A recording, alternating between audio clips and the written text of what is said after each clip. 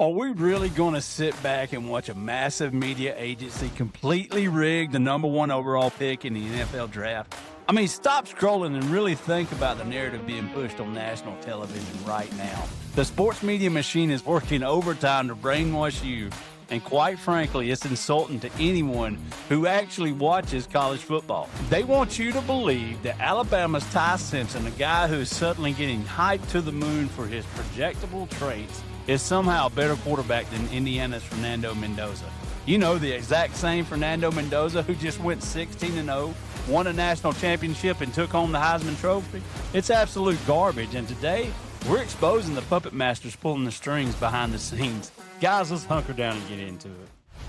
I know I'm asking a lot, you guys, but hunker it down one more time. Guys, this is the Hunker Down Podcast, where we bring you hot takes on college football all year long, so make sure you take this ride with us and give us a follow. It's appreciated and means more than you know, but let's talk about this QB1 Agency Proxy War that's tearing up X and Reddit right now. If you turn on ESPN, you've got Dan Orlovsky and Mike Tannenbaum practically screaming that Ty Simpson is QB1, and I quote, "It ain't even close." But here's the massive conflict of interest the networks are praying you don't notice. Dan Orlovsky, Mike Tannenbaum, and Ty Simpson are all represented by the exact same agency, Creative Artist Agency, or CAA for short. This isn't organic scouting, guys. It's a manufactured corporate strategy to inflate their client's draft stock. They're going to war against Mendoza, who is repped by Excel Sports Management, and they're using their television platforms to do the dirty work. CAA wants to sell you on Simpson's projectable traits and NFL arm because they can't argue with the actual tape. Fernando Mendoza just put up one of the most efficient seasons in college football history with a 182.9 passer rating, and Simpson a measly 145.2. Mendoza threw 41 passing touchdowns while Simpson only threw 28.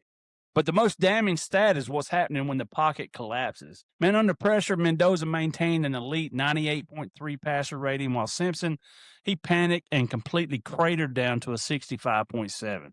And let's address Orlovsky going on the Pat McAfee show and having the absolute audacity to ask, what biggest games about Mendoza? Man, are you kidding me? Did he miss the Rose Bowl where Indiana absolutely dismantled Alabama 38-3? Orlovsky even lied about the Big Ten championship, claiming Indiana was trailing big. The fact checkers on Reddit, man, they had a field day with that one, proving Indiana actually led Ohio State 13-10 heading into the fourth quarter. The public is literally watching different games than these guys on TV. What Excel Sports Management is doing with Mendoza is brilliant. They've leaned into his CEO-type leadership persona, making his LinkedIn open-to-work post go completely viral.